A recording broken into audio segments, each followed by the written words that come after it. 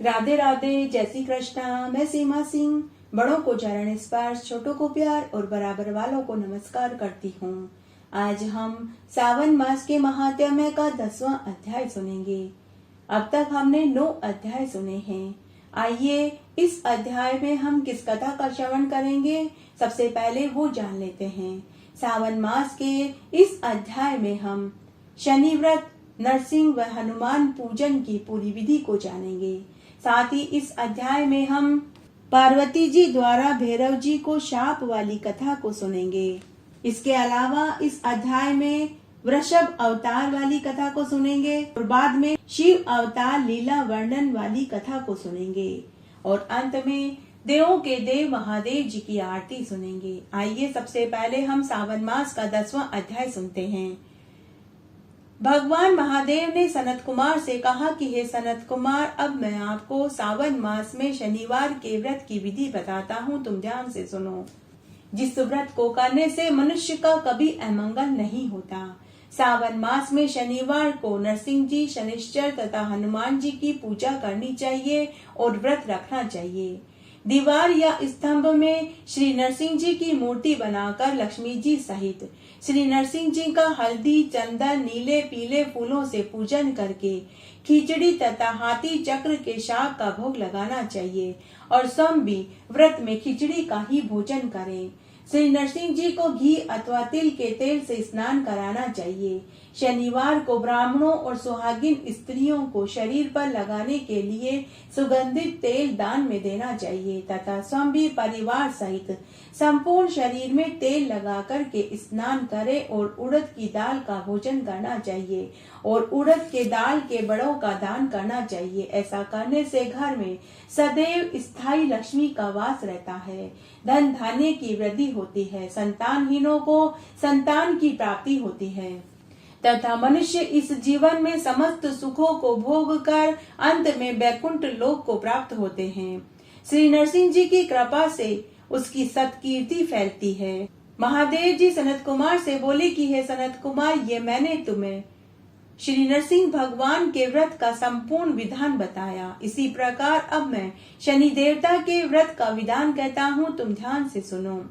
शनिवार के दिन किसी लंगड़े ब्राह्मण अन्यथा किसी भी ब्राह्मण को तेल लगा करके गर्म जल से स्नान करावे तथा नरसिंह जी के व्रत में जो अन्न बताया गया है उसी तरह व्रत का विधान है।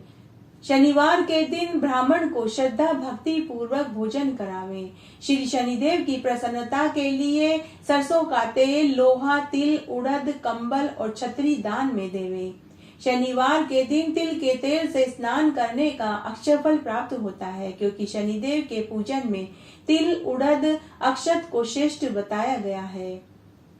महादेव जी आगे बोले कि हे मुनिश्रेष्ठ, अब मैं तुमको शनिदेव के विषय में विस्तार से सुनाता हूँ, तुम सावधानी पूर्वक सुनो। श्री शनिदेव कृष्ण वर्ण के हैं। इनकी गति मंद है तथा काश्यप गोत्र है। इनका जन्म सौराष्ट्र में हुआ था। ये सूर्य पुत्र, वरदाता तथा नीलमणि के समान कांति वाले हैं। इन्होंने बाण, धनुष व त्रिशूल धारण कर रखा है। ये गिद्ध पर सवारी करते हैं। यम इनके अधिदेवता तथा श्री ब्रह्मा जी इनके प्रति अधिदेवता है। कस्तूरी, अगर, चंदन, गूगल आदि व भोजन में इन्हें खिचड़ी प्रिय है। यह मैंने तुमको शनिदेव की पूजन की विधि बताई। शनिदेव के पूजन में लोहे की प्रतिमा बनानी चाहिए तथा शनि पूजन व दान के लिए काला ब्राह्मण श्रेष्ठ बताया गया है। उस ब्राह्मण को 2 काले वस्त्र तथा काले रंग की बच्चियां दान में देनी चाहिए। विधि विधान से व्रत व पूजन करते हुए प्रार्थना करनी चाहिए कि हे शनिदेव, राजा नल जब राज्य से भ्रष्ट हो गए थे तो उसने शनिदेव की स्तुति की थी। तब हे शनिदेव, आपने प्रसन्न होकर उन्हें उनका राज्य पुनः सौंप दिया था। हे शनिदेव, उसी तरह से आप मुझ पर भी कृपा करें। नील अंजन के समान शोभायमान मंदगति छाया में सूर्य देव से उत्पन्न हे शनिदेव, मैं आपको प्रणाम करता हूँ। इस प्रकार से शनिदेव की स्तुति करें। क्षत्रिय, ब्राह्मण तथा वैश्य ओम शन्नो देवी मंत्र का जाप करें। वह शूद्रों के लिए शनि मंत्र है ओम शनिश्चराय नमः। जो मनुष्य सावन मास में शनिवार के दिन विधि विधान से शनिदेव की पूजा अर्चना करते हैं, व्रत करते हैं, उन्हें शनि का स्वप्न में भी भय नहीं सताता। जो मनुष्य सावन मास में विधि विधान से प्रत्येक शनिवार को व्रत, पूजा, अर्चना, दान करता है, उनके देश में शनि के कारण कोई पीड़ा नहीं होती। प्रथम, द्वितीय, चतुर्थ, पंचम, सप्तम, अष्टम, नवम, द्वादश स्थान में यदि शनि देव जन्म से स्थित हो तो वे कष्टकारी होते हैं। उनके शमन के लिए शमग्नि मंत्र का जाप उपयुक्त बताया गया है। शनिदेव की प्रसन्नता के लिए इंद्रमणि के दान को श्रेष्ठ बताया गया है। महादेव जी आगे बोले कि हे सनत कुमार, अब मैं तुम्हें शनिवार के दिन हनुमान जी की प्रसन्नता के लिए हनुमान जी का व्रत और पूजन का विधान बताता हूँ, तुम ध्यान से सुनो। सावन मास में शनिवार को हनुमान जी की प्रसन्नता के लिए रुद्र मंत्र पढ़कर तेल से अभिषेक करना चाहिए। तेल में सिंदूर का मिश्रण करके हनुमान जी के लेप लगाना चाहिए। जपा व आग के पुष्पों से पूजन करके मंदार की माला पहनानी चाहिए और उड़द की दाल के वड़ों का नैवेद्य अर्पित करके विधि विधान से हनुमान जी के इन 12 नामों का जाप करना चाहिए। हनुमान, अंजनी, सूनु, वायुपुत्र, महाबल, रोमष्ट, फाल्गुन शक, पिंगक्ष, अमित, विक्रम, उदति क्रमण, सीता शोक विनाशक, लक्ष्मण प्राणदाता तथा दश गीव दर्पहा। जो व्यक्ति प्रातः उठकर भगवान हनुमान के इन 12 नामों का स्मरण करता है उसका कभी अमंगल नहीं होता, उसे सभी धन धान्य सुख संपत्ति प्राप्त होती है। श्रावण मास में शनिवार को जो मनुष्य हनुमान जी की पूजा अर्चना करता है, व्रत करता है, दान पुण्य करता है, उसका शरीर व्रज के समान कठोर हो जाता है, उसके समस्त रोगों का नाश हो जाता है, वह वेगवान बुद्धि से संपन्न हो जाता है, उसके शत्रुओं का नाश होकर मित्रों में वृद्धि होती है तथा हनुमान जी की कृपा से वह अतुल बलशाली व कीर्तिवान होता है। हनुमान जी के मंदिर में 1 लाख हनुमत कवच का पाठ करने से वह अणिमादी अष्ट सिद्धियां उसकी दासी हो जाती है और यश, राक्षस, वेताल आदि उसके दर्शन से डर कर भाग जाते हैं। सावन मास में शनिवार को पीपल के पेड़ का पूजन करने, आलिंगन करने, सरसों के तेल का दीपक जलाने से अष्ट सिद्धियां सुलभ हो जाती है। शनिवार को पीपल का आलिंगन करने से घर में धन धान्य की वृद्धि होती है। वैसे तो पीपल का पूजन 7 वार में किया जाता है, लेकिन रविवार को पीपल का स्पर्श नहीं करना चाहिए, इसका दुष्प्रभाव देखने को मिलता है। जो मनुष्य रविवार के दिन पीपल का स्पर्श करता है उसके घर में सुख संपदा चली जाती है। आइए इस अध्याय में पार्वती जी द्वारा भैरव को शाप देने वाली कथा को सुनते हैं। एक समय शिव पार्वती जी अपनी इच्छा से विहार करने लगे तो भैरव को द्वारपाल नियत कर जो ही भीतर गए त्यों ही अनेक सुशील सखियां उनकी सेवा करने लगी। उसके पश्चात शिव जी अनेक लीला कर प्रसन्न हो गए और उन्मुक्त पार्वती जी द्वार से बाहर जाने लगी। द्वार पर भैरव द्वारपाल बैठा था। तब जैसे ही भैरव की दृष्टि पार्वती जी पर पड़ी तो उनके मन में विकार उत्पन्न हो गया। पार्वती जी ने भैरव के मन की बात को समझ लिया।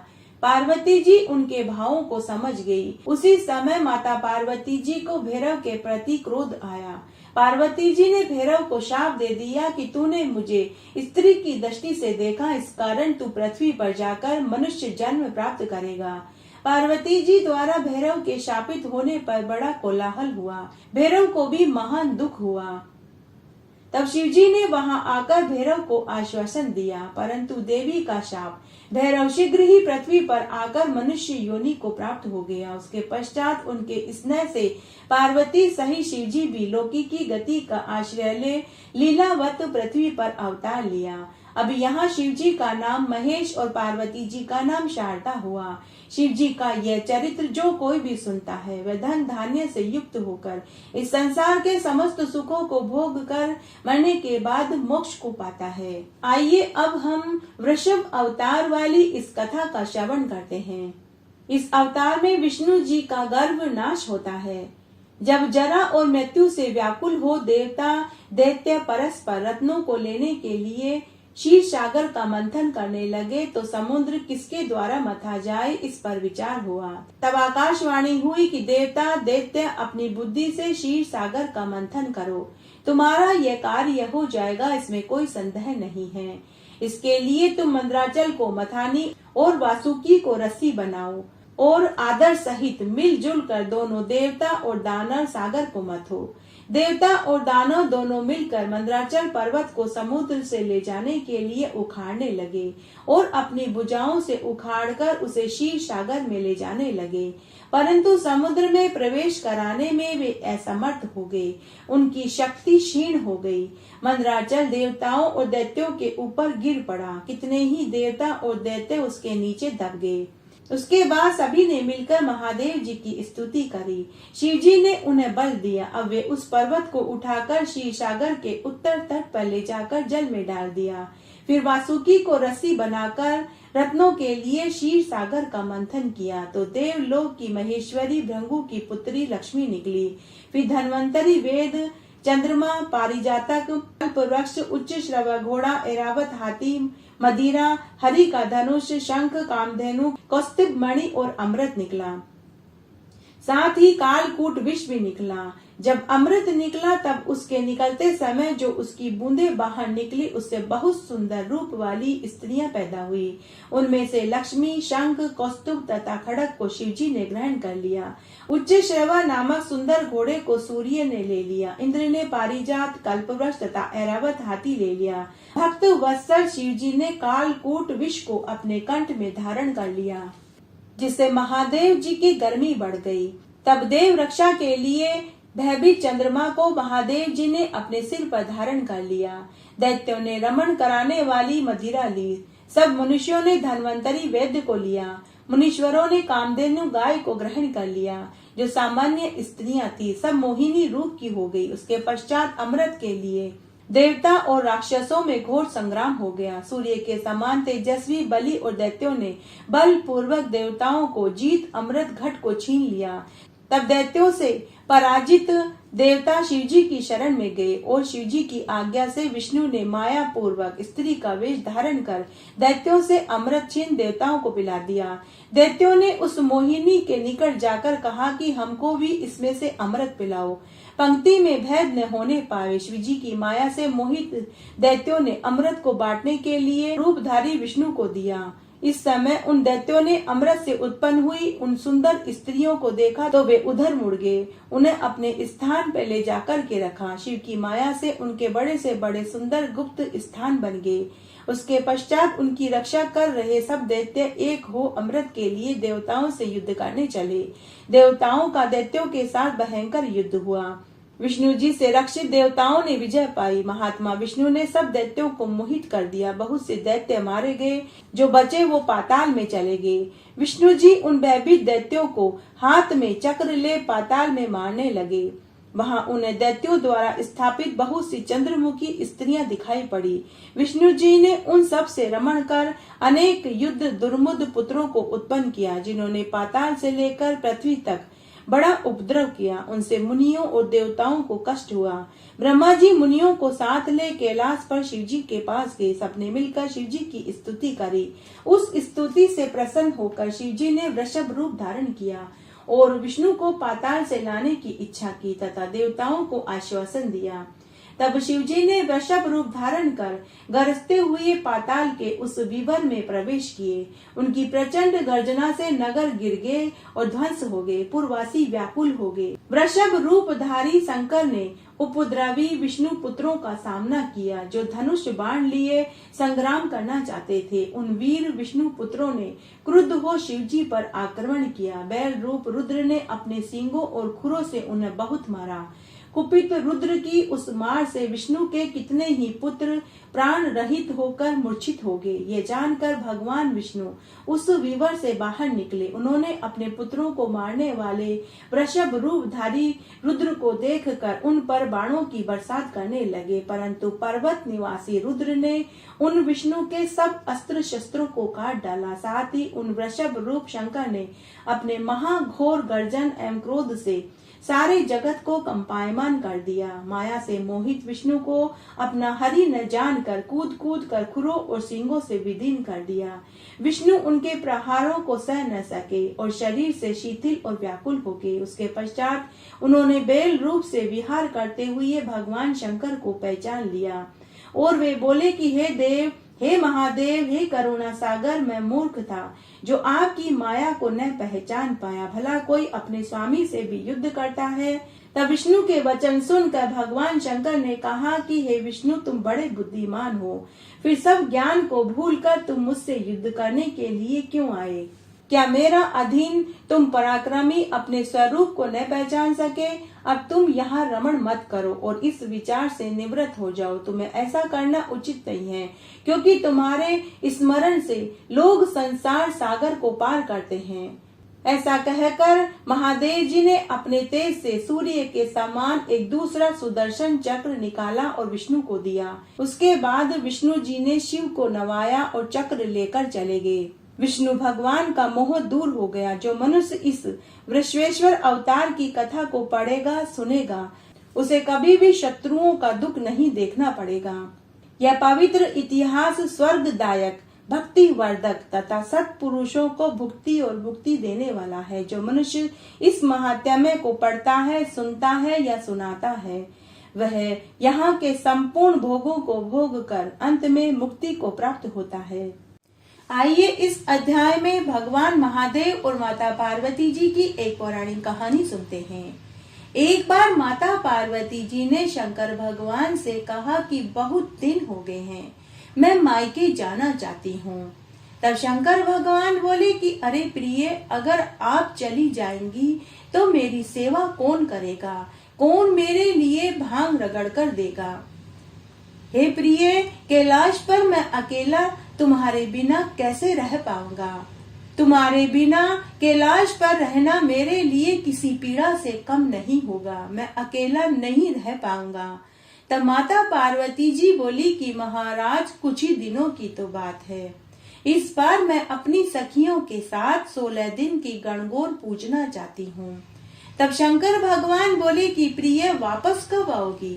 तब माता पार्वती जी मनी मन सोचने लगी कि अगर मैंने भगवान को दिन बता दिया तो वे मुझे उतने ही दिन में वापस लेने आ जाएंगे। कोई ऐसा उपाय सोचना पड़ेगा कि शंकर भगवान को मेरी याद भी ना आए और मैं ज्यादा से ज्यादा समय मायके में रह सकूं। तब माता पार्वती जी शंकर भगवान से बोली कि हे ईश्वर, आप इस पारस पीपल के पेड़ के पत्ते जिस दिन पूरे गिन लेंगे, आप उसी दिन मुझे लेने आ जाना। उस समय शंकर भगवान पारस पीपल के पेड़ के नीचे चबूतरे पर बैठे हुए थे। शंकर भगवान माता पार्वती जी की चालाकी को समझ नहीं पाए। उन्होंने कहा कि ठीक है प्रिय, लेकिन आप अपने साथ नंदकेसर को भी लेते जाओ। माता पार्वती जी बोली कि नाड़िया को ले जाने की क्या जरूरत है, मैं अकेले ही चली जाऊंगी। लेकिन भगवान शंकर नहीं माने। भगवान शंकर बोले कि आप मेरे नंदकेसर की खूब सेवा करना, समय पर चारा पानी देना, रोज नहलाना। मेरे नाड़िए को कुछ नहीं होना चाहिए, चाहे आप एक समय भोजन कम खाना, लेकिन मेरे नाड़िए को दिन में 4 बार भोजन खिलाना, पानी पिलाना, ठंडी छाया में रखना और रोज रगड़ रगड़ कर स्नान कराना। तब माता पार्वती जी राजी हो गई। माता पार्वती जी उस समय नाड़िए पर बैठकर मायके के लिए निकल पड़ी। फिर कैलाश से नीचे उतरते ही माता पार्वती जी ने सोचा कि मायके में सब उसकी मजाक उड़ाएंगे कि बैल की सवारी करके आए हूँ। तब माता पार्वती जी ने नाड़िए को वहीं खंडर के नीचे बांध दिया और वे स्वयं पीहर आ गई। अब माता पार्वती जी के दिन बड़े मजे से बीतने लगे। तब एक दिन शंकर भगवान को माता पार्वती जी की याद आई और उन्होंने ससुराल जाकर माता पार्वती जी को कैलाश पर लाने का निश्चय किया। तभी उन्हें माता पार्वती जी की शर्त वाली बात याद आई। माता पार्वती जी ने कहा था कि जिस दिन आप पारस पीपल के पेड़ के पत्ते पूरे गिन लें उस दिन आप मुझे लेने आ जाना। तब भगवान ने उसी समय पारस पीपल के पेड़ के पत्ते गिनने शुरू किए। 1 2 3 4 5 6 10 20 25। तो कभी गिनते गिनते कभी डाली हिल जाती तो कभी जोर जोर से हवा चलने लगती। शंकर भगवान गिनते गिनते चूक जाते। तब भगवान शंकर समझ गए कि पार्वती जी ने तो उन्हें चक्कर में डाल दिया। वो पार्वती जी की चालाकी को समझ गए। तब भगवान शंकर ने गिलहरी का रूप बनाया और चढ़ गए पारस पीपल के पेड़ पर और एक क्षण भर में ही पारस पीपल के सभी पत्तों को गिन लिया। फिर शंकर भगवान ने ससुराल में जाने के लिए सुंदर रूप बनाया। तब भगवान शंकर झरने के नीचे बैठकर रगड़ रगड़ कर नहाने लगे। फिर उन्होंने पूरे शरीर पर भस्मी लगाई, बादंबर पहना, मृगशाला पहनी, पावड़ियां पहनी, गले में मुंडमाला, नाग लपटाए, कानों में बिच्छू पहने, हाथों में डमरू और त्रिशूल लिया और चल पड़े ससुराल जाने के लिए। जैसे ही शंकर भगवान कैलाश से नीचे उतरे तो उन्होंने देखा कि उनका नाड़िया खड़ा था। बिना खाना पानी के उसकी हालत मरने जैसी लग रही थी। उसकी आंखों में से जैसे जान ही निकल रही हो। नाड़िए की ऐसी हालत देखकर भगवान शंकर को बहुत पीड़ा हुई। उनका हृदय भर गया। वो सोचने लगे कि मेरे ननकेसर की ऐसी हालत। उनकी भी आंखों में से आंसू बहने लगे। भगवान शंकर सोचने लगे कि पार्वती जी तो ननकेसर को यहीं भूल गई और मायके चली गई। जब मेरे प्राणों से भी प्रिय मेरी सवारी को पार्वती जी भूल गई तो वो मुझे भी भूल गई होंगी। तब भगवान शंकर ने पार्वती जी की परीक्षा लेनी चाहिए। उन्होंने एक मोची का रूप बनाया और हिमाचल की नगरी में पहुंच गए। सावन का महीना था, महाशिवरात्रि का मेला लगा हुआ था। उस मेले में कई छोटी बड़ी दुकानें लगी हुई थी। तब भगवान शंकर ने वहीं माया से एक तंबू लगाया। उसमें तरह तरह की मोचड़ियां बेचने के लिए रखी। उनमें से एक मोचड़ी सोने चांदी हीरे मोती नीलम पन्ना जड़ी थी। तब एक दिन माता पार्वती जी अपनी सखियों के साथ मेला देखने के लिए पहुंची। मेले में तरह तरह के सामान बिक रहे थे। किसी तंबू में चूड़ियां, बिंदी, काजल, मेहंदी, चांदी के सामान, चुंदड़ी, लहंगे, कंगा, खाने पीने के सामान की दुकानें थी। तब माता पार्वती जी की एक सखी बोली कि देखो गोरा, कितनी सुंदर सुंदर हरी हरी चूड़ियां हैं। तब माता पार्वती जी अपनी सखियों से बोली कि मेरे पास ऐसी पहले से ही बहुत सारी चीजें हैं, तुम ही ले लो। मुझे तो कोई ऐसी चीज चाहिए जो मेरे पास पहले ना हो। तब सभी सखियां अपने अपने पसंद की चीजें लेने लगी। माता पार्वती जी अकेले ही हर दुकान पर देखती हुई आगे गई। तभी उसे एक तंबू दिखाई दिया जिसमें तरह तरह की सुंदर सुंदर मोचड़ियां रखी हुई थी। माता पार्वती जी उस तंबू में गई। तब शंकर भगवान जो मोची के वेश में थे, उन्होंने माता पार्वती जी से कहा, आओ आओ बाईसा, मेरे पास रंग बिरंगी मोचड़ियां हैं, देखो और ले लो। तो माता पार्वती बोली कि अरे ओ मोची, मुझे ये सब पसंद नहीं, कोई ऐसी चीज दिखाओ जो मेरे लायक हो। तब भगवान शंकर ने उन्हें 1.25 लाख वाली मोचड़ी दिखाई और कहा कि देखो बाईसा, इस मोचड़ी में सच्चे हीरे मोती नीलम पन्ने जड़े हुए हैं। सोने व चांदी के तारों से यह मोचड़ी बनी हुई है। यह 1.25 लाख रुपए की है। तब माता पार्वती बोली कि अरे ओ मोची, यह तो बहुत महंगी है, मेरे पास तो इतने रुपए नहीं हैं। तब शंकर भगवान बोले कि मैंने तो पहले ही कहा था कि आप कोई सस्ती सी मोचड़ी ले लो। आप 1.25 लाख वाली मोचड़ी खरीदने की हैसियत ही नहीं रखते हो। यह मोचड़ी तो शंकर भगवान और विष्णु भगवान की रानी ही पहन सकती है। इतनी महंगी मोचड़ी तो कोई भगवान की रानियां ही पहनेगी। तब माता पार्वती जी गुस्से में बोली कि अरे ओ बूढ़े मोची, तू जानता नहीं मैं कौन हूँ। मैं राजा हिमाचल की बेटी और शंकर भगवान की रानी हूँ। तब शंकर भगवान वेश में मोची बोले कि भाई साहब फिर तो कोई परेशानी ही नहीं है, आप 1.25 लाख वाली मोचड़ी ले लो और पहन कर घर चली जाओ। आपके पास अभी जितने रुपए हैं वो दे दो, बाकी के रुपए मेरे बही खाते में लिखा जाओ, बाकी के रुपए मैं कैलाश पर जाकर शंकर भगवान से सम ले लूंगा। तब माता पार्वती बोली कि नहीं मोची, यह नहीं हो सकता। तब शंकर भगवान बोले फिर भाई साहब मैं आपको एक सरल उपाय बताता हूँ, आप मेरे तंबू में भीतर पधारो, मेरे साथ खिचड़ा खा लो और मुफ्त में मोचड़ी ले जाओ, इसमें तो आपका कोई रोकड़ा भी नहीं लगेगा। कुछ देर सोचकर माता पार्वती बोली कि अरे ओ मोचीड़ा, तू खोटी बुद्धि का लागे है, मैं शंकर भगवान की रानी हूँ, तेरे साथ जीमूंगी, तू पागल हुआ है। तब मोची बोला कि क्यों, मेरे साथ एक पत्तल में खिचड़ा खाने में क्या दिक्कत है, मैं आपको 1.25 लाख की मोचड़ी भी तो मुफ्त में दे रहा हूँ। तब माता पार्वती बोली कि मैं एक शर्त पर ही तेरे साथ खिचड़ा जीमूंगी, तू यह बात किसी से मत कहना। तब शंकर भगवान वेश में मोची बोला कि अरे ना भाई साहब, मैं कोई पागल हूँ जो ऐसी बात सबसे कहूंगा। तब माता पार्वती जी ने मोची के साथ उसके तंबू में भीतर गई, वहां एक थाली में खिचड़ा पड़ा था। तब माता पार्वती जी मोची वेश में महादेव जी के साथ खिचड़ा खाने लगी।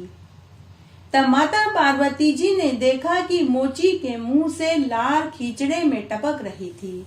माता पार्वती जी सोचने लगी कि अब क्या करूं, खिचड़ा तो खाना पड़ेगा अगर 1.25 लाख की मुझे मोचड़ी लेनी है।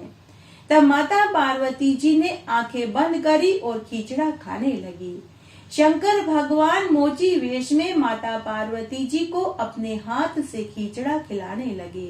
खिचड़ा खाते समय माता पार्वती जी को नंदकेसर की याद आई। उसके बाद माता पार्वती जी ने 1.25 लाख की जूतियां पहनी और कैलाश पर गई।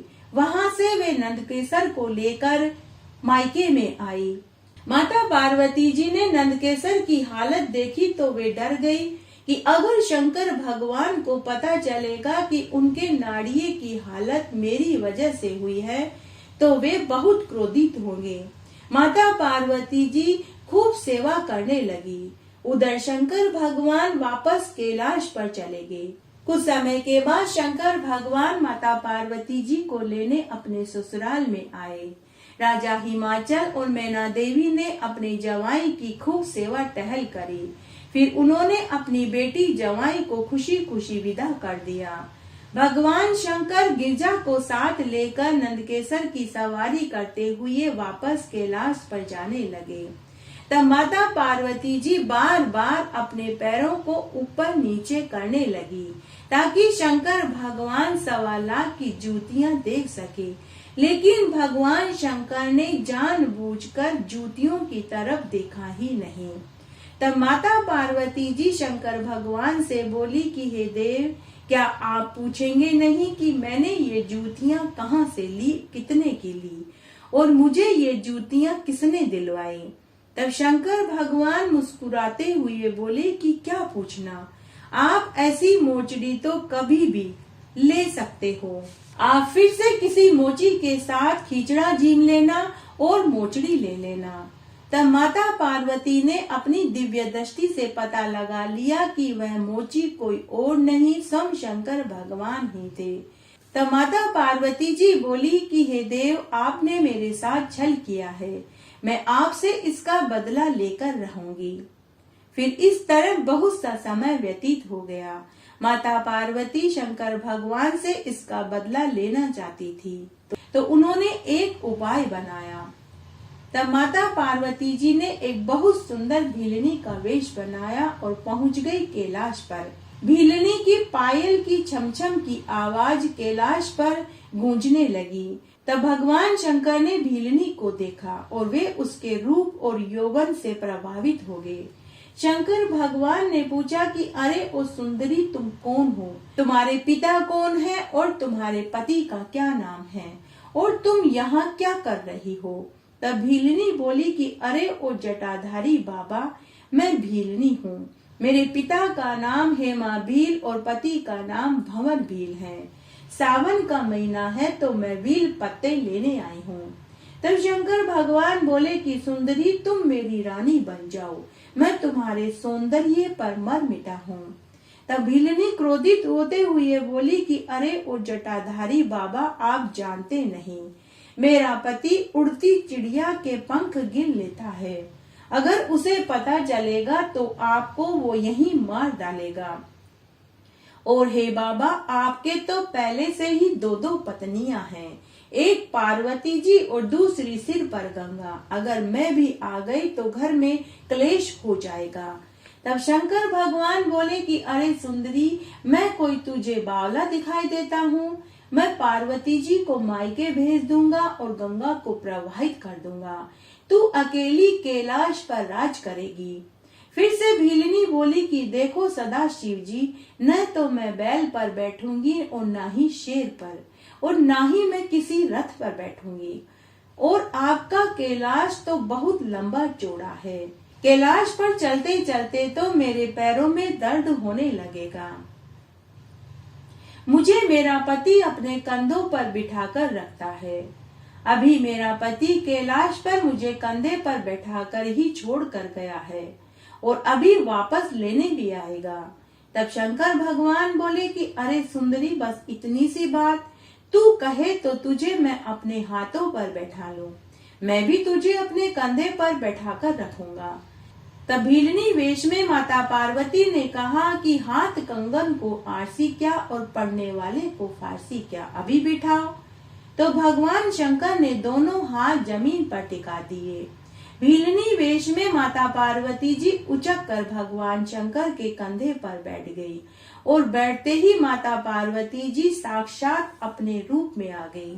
तभी वहां नारद मुनि आ गए और 33 कोटि देवी देवता उनके ऊपर फूलों की बरसात करने लगे। नारद मुनि ने शंकर भगवान से कहा कि हे देव, आज माता पार्वती जी को कंधे पर बैठाकर कहाँ जाने की तैयारी कर रहे हो? फिर शंकर भगवान ने माता पार्वती जी को कंधे से नीचे उतारा। भीलनी की जगह शंकर भगवान ने माता पार्वती जी को देखा तो वे पूरा माजरा समझ गए और थोड़ा शर्माने लगे।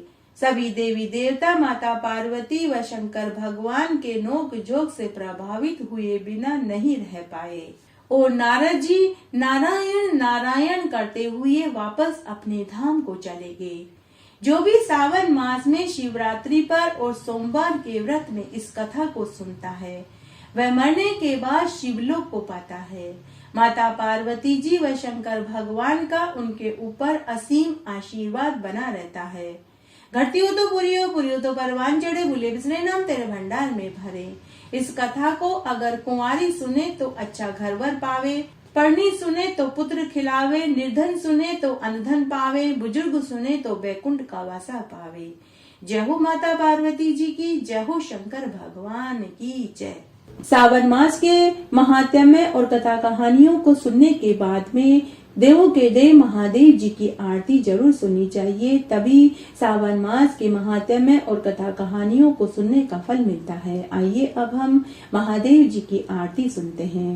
ओम जय शिव ओंकारा, स्वामी हर शिव ओंकारा, ब्रह्मा विष्णु सदा शिव अर्धांगीधारा। ओम हरे हरे हरे महादेव, एकानन चतुरानन पंचानन राजे, शिव पंचानन राजे। हंसासन गरुड़ासन ऋषिवाहन साजे। ओम हरे हरे हरे महादेव, दो भुज चार चतुर्भुज 10 भुज के सोवे, शिव 10 भुज अति सोवे। तीनों रूप निरखता त्रिभुवन जन मोहे। ओम हरे हरे हरे महादेव, अशुमाला वनमाला मुंडमाला धारी, शिव मुंडमाला धारी। त्रिपुरारी मुरारी कर कमला धारी।